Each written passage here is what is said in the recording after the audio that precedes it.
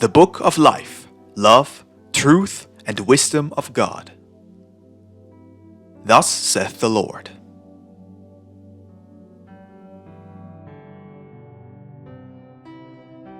The book of my word is the book of divine and true love. In it you will find the unchangeable truth. Turn to it, and you will find the wisdom that will help you to evolve and attain peace in eternity. He will be at fault who will alter or modifies its essence, and will greatly infringe my law, who should take or add a single word which will be in disagreement with my perfect doctrine.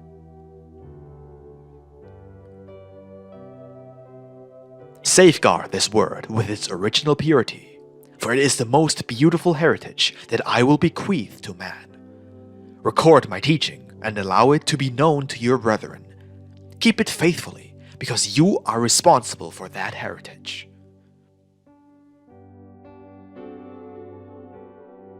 Tomorrow, man will find in it the essence of my revelation, which will guide them along the path of truth with the light of its teachings.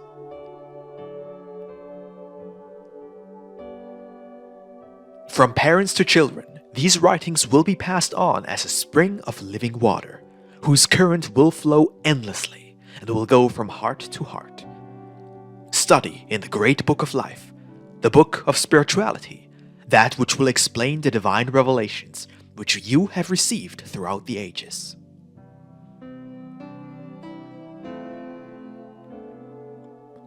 Did I not promise you that all knowledge would be restored to its original truth? Well, this is the time which was announced to you.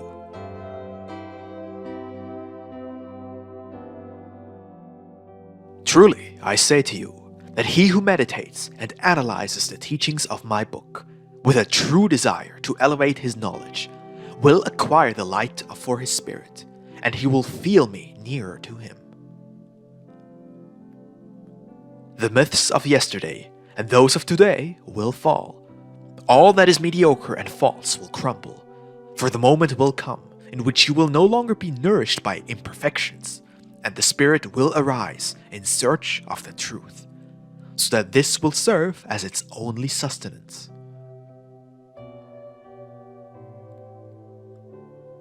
In these teachings, mankind will find the essence of my revelations, which up to now have not been comprehended due to your lack of spirituality. Since ancient times, I have entrusted it to you through my envoys, my emissaries, my interpreters, and you have only used it to create myths and traditions. Meditate and study this lesson with respect and love if you wish to avoid centuries of confusion and bitterness.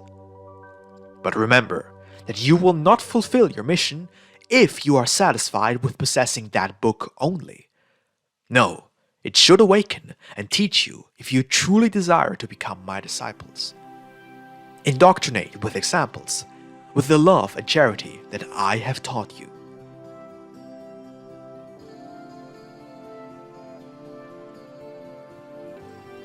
The book of my teachings has been formed from the lessons that in this time I have dictated to you through human understanding. With this book, which humanity will come to recognize as the Third Testament, you will defend my divine cause.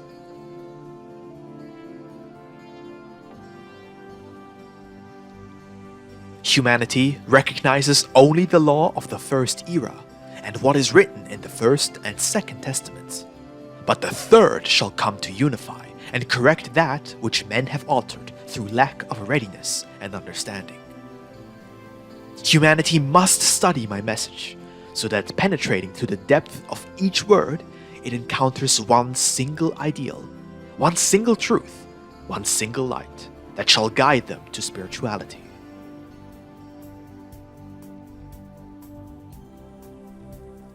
I come to reveal to you that which men of science could not teach you, because they do not know it. They have slept in their earthly greatness, and have not risen to me in search of my wisdom.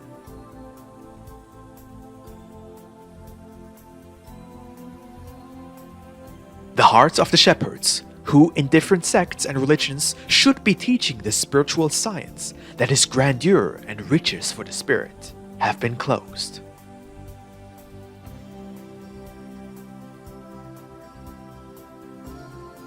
I have seen that the law and doctrines that I gave to humanity in past times are today found hidden and have been substituted for by rites, outward worship, and traditions. But you, who recognize intimately that the essence of this word is the same that Israel received on Mount Sinai, and that the multitudes received from the lips of Jesus in the second era, shall be those who, with your worship and your works, teach that the divine law should not be forgotten, in order to comply with foolish traditions that do not benefit the Spirit.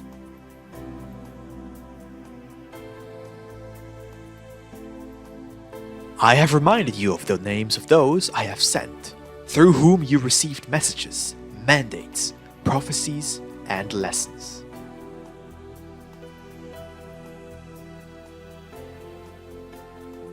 And so I have united in one single lesson the contents of all the lessons. Spiritualism is the inheritance in which the three testaments are united in one single spiritual book.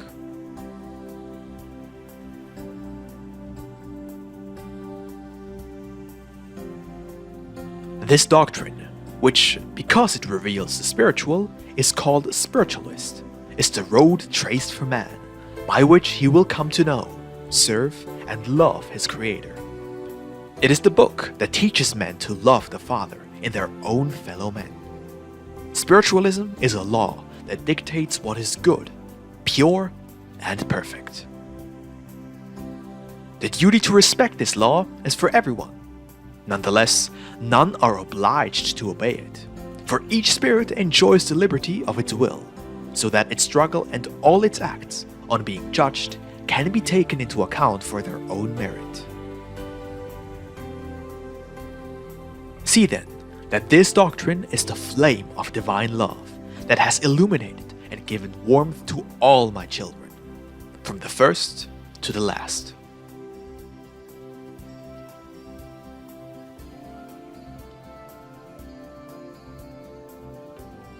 The relationship between spiritualism and the doctrine of Jesus Christ.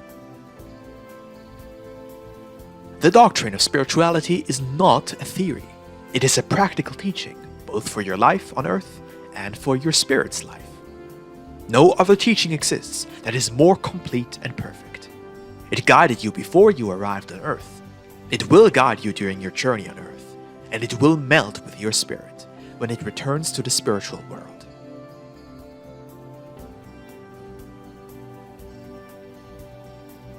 It will not be I who take the liturgies and traditions from your worship services. It will be the spirit of man that, without realizing it, will rise above his old misconceptions, motivated by the need for greater light to illuminate his path of evolution. Soon, men will understand that the only thing that they can present to God is the practice of love. And to say love is to say good, charity, wisdom, and justice. Spiritualism does not come to erase any of the words preached by Christ in that era. It could not be called spiritualism if it did so, for it would then be opposing truth. How could this word be set against that if it is the Master himself who speaks it? If you truly penetrate the meaning of this doctrine, you will see that my word of today is the explanation or clarification of what I said in that era. It is by way of them that the humanity of today and of the future are prepared to understand more than the generations of the past, and therefore to fulfill the law in a way that is purer, more elevated, and true.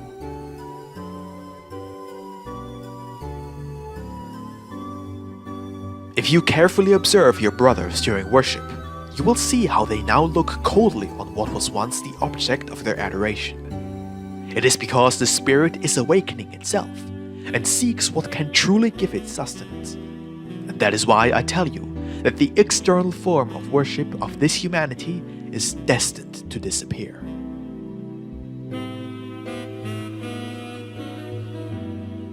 In this book, which is simple and humble, but overflowing with divine light, men will find the clarification of all their doubts and the fulfillment of the teachings that only in part were revealed in past times, as well as a clear and simple form for interpreting that which is hidden in the metaphoric language of the older texts.